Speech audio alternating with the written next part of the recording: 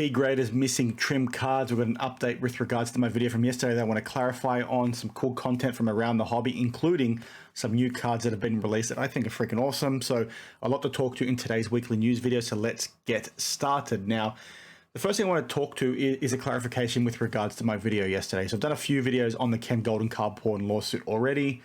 In my original video that I forgot to mention yesterday, actually, is that when Upper Deck, wrote that letter that talks about replacing the LeBron James rookie card, they actually destroyed the card, is what they say. So that then raises questions over how that same card could be seen post 2004 having changed patches, right? And keep that front of mind when you're going ahead and watching that video, right? And again, I forgot to mention it, so I do apologize, but just keep that, front of mind if you haven't seen the video already, or if you have seen the video, just remember, Upper Deck say they destroyed the card in their letter in 2004.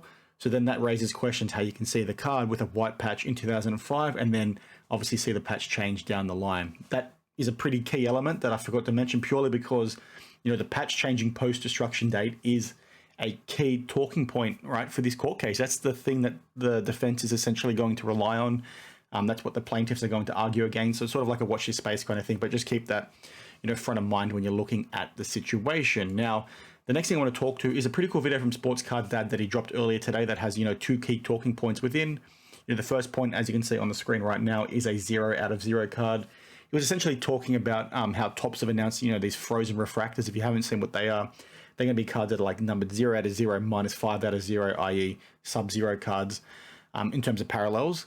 Pretty interesting concept. I'm not a huge fan of it, to be honest, because I think more parallels is not necessarily what the hobby needs. So if you want a bit more on that in my thoughts, check out my video that I'm going to put on screen now. But Dustin also talked about in this video how one thing within the lawsuit that he doesn't appear to have seen talked about too often is the fact that, they've had a replacement card. Upper Deck talk about destroying the card. They've got a replacement card on hand. How do these replacement cards work? How many do they have on hand? Are these cards that LeBron James signed? Are they cards that were blank that they had signed later on? So on and so forth. And I talked about this in the comment that not a whole lot of people, within the hobby these days seems to, know about, right? And that's not hating on anyone or anything like that. I thought it was common knowledge, and based on, my experiences within the hobby over the last 10 years, it sort of is. But essentially what occurs, if you weren't aware, is that when these manufacturers print cards, and they typically do this for all cards that do have autographs, right? They'll typically produce additional parallels. They'll be unnumbered, unstamped, unsigned, in terms of their sticker autos. And then if they're on-card autos, they will have them signed with patches in them, and they'll have them set aside, essentially. And then what happens is, if a damaged card comes into play, like a customer hits a card, they complain to the manufacturer saying, this card is damaged from the factory, I want a replacement. That's how they then go ahead and do that replacement, right? In this LeBron James example, and it talks about this in the letter as well, they apparently had another card on hand, damage claim came in, customer got the new card, they basically stamped it at Upper Deck, the same number, and then they gave it to the person. For parallels that are not numbered, obviously the same thing occurs. For parallels that do have sticker autos, they'll basically have the parallel there. There'll be no sticker auto on there. They'll just take a sticker auto from that sheet of that respective player and then hand it to the customer if they do want a replacement.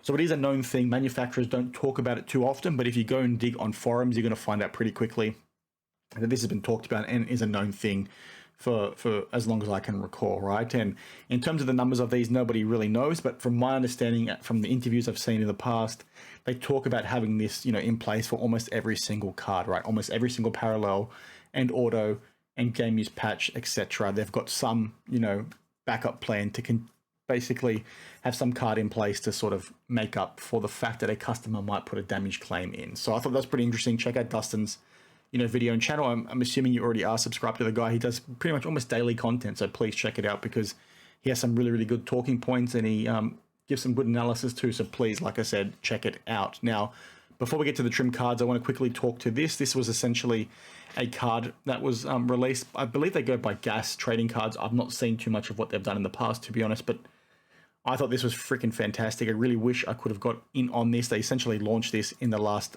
day or two. Basically Arnold Schwarzenegger, based on his Mr. Olympia days, box sets and collectible cards that you could get. So essentially, I believe this one is the Prism version, this one is the base card version, and then basically within that set, you had the chance of getting an on-card auto. I think they look fantastic. It's stuff like this that I really appreciate Leaf for. I really wish, Leaf did something like this as opposed to Gas. I'm not sure who these guys are. I've not heard too much about them. So if you guys do know about them, please let me know in the comments below. But these are the kinds of things that I think go a little underappreciated within the hobby, right? Because it's not Panini, because it's not Topps, because it's not Upper Deck, nobody really looks at this in the same way. But in my opinion, this stuff that's super rare, super unique is freaking fantastic. To have something like someone like Arnold, who's so culturally relevant across the fitness industry, film, politics, he's essentially done it all. This would be a really, really cool card to own. I'm very disappointed that I missed out on the sale. Now, the last thing I want to talk to is this Joe Di Maggio card. I believe it's from 36 or 38, 1936 or 38, that is. Essentially, it was a card that was in SGC 6. When somebody saw a new Joe Di Maggio show up in an SGC 8.5, they got a bit interested. Someone did some analysis, and as you can see here with all these yellow circles, they've confirmed they're the same cards. But what's interesting going from a 6 to an 8.5 is that this photo very clearly shows that a significant amount of trimming did occur on this card, as you can see basically by the differences between the two. Now, this is interesting for a few reasons. I'll get to PSA in a second, but SGC obviously missed this when they graded it an 8.5 because they weren't able to determine that it was trimmed, which is, really unfortunate. But as always, SGC, Pete Steinberg, their CEO, has come out and been proactive. He's so good at this. He's done so well at this over the last couple of years. He's almost like a pillar within the hobby with regards to this. He doesn't get enough credit for the stuff he does, where he acts very quickly, right? So many people within the hobby are so slow to address things, but Pete is basically saying, I found out about this yesterday. Believe you me, this is not going to go unaddressed. We're going to do whatever we can to try and make this right, which is really, really good to hear. And that can't go unnoticed, right? And SGC, in my opinion, do not get enough credit for this kind of thing because they've done it in the past with, Pokemon cards that they've graded incorrectly that were fakes that they basically provided a refund and guarantee on for customers basically within 24 hours. He acts so damn fast. It's so good. But the reason why this is interesting is because this card is now in a PSA 7 slab. So PSA obviously missed this as well. And it's good to see that Pete is still looking into this because the way these authenticity guarantees work, right? PSA has one, SGC has one. Now, I think the wording, it doesn't really benefit you as a person submitting it yourself, but if you're somebody that has bought the card, you then do get the guarantee. And in this case, it's like, who's going to pay for the guarantee? Does SGC pay for it or does PSA? And that question has been asked of me. But I think in this instance, because it's currently in a PSA 7 slab, if somebody's bought it, they're the ones that have to do pay out on the situation. But given that Pete is the kind of guy that he is, and that's based on interviews that I've seen with him, that's based on, his response to situations in the past, I would not be surprised if PSA or SGC just go out of their way and provide on the guarantee themselves and not bother what PSA does. Because at the end of the day, they've made the mistake as well. It's not good enough on their part. They need to fix their process. But again, PSA also made the exact same error. And from my perspective, it looks like a fair bit was actually trimmed off. So I'm not sure how it was missed. I'm not sure what, the error rates or the range of card sizes is for this set. It is from 36. So typically back then QC was quite poor. So you obviously had cards coming out all different shapes and sizes back in the day. But again, very funny that both SGC and PSA missed it.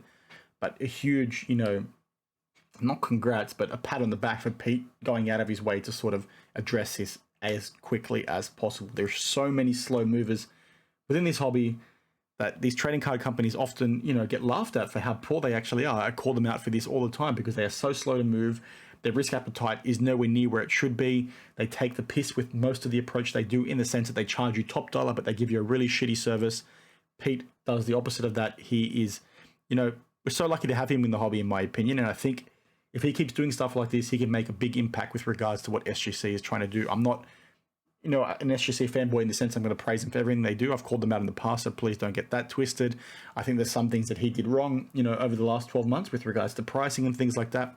But stuff like this is the stuff that matters, right? And it can't go unnoticed. So please, keep that front of mind the next time you're going to talk bad about SGC, because stuff like this, like I said, is better than what anyone else is doing within the hobby right now, in my opinion. So that's sort of it for today. Please let me know if there's anything else that I missed or you think I should talk about. Please let me know your thoughts on the Ken Golden situation. Please let me know your thoughts, on that trim card. Please let me know if you bought some of those Arnold cards. And then also, let me know if you were like the Sports Card Dad and you weren't actually aware that companies had, when I say companies, I mean manufacturers had replacement cards already on hand.